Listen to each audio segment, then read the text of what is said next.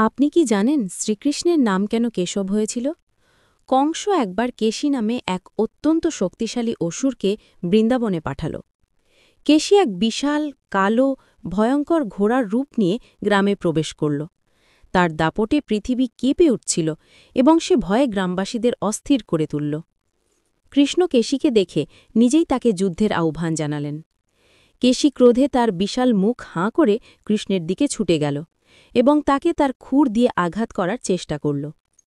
কিন্তু কৃষ্ণ বিদ্যুতের মতো ক্ষিপ্র ছিলেন।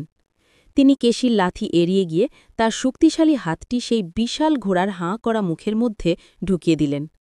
মুহূর্তের মধ্যেই কৃষ্ণের হাতটি কেশীর গলার ভেতরে একটি উত্তপ্ত রডের মতো ফুলে উঠতে শুরু করল।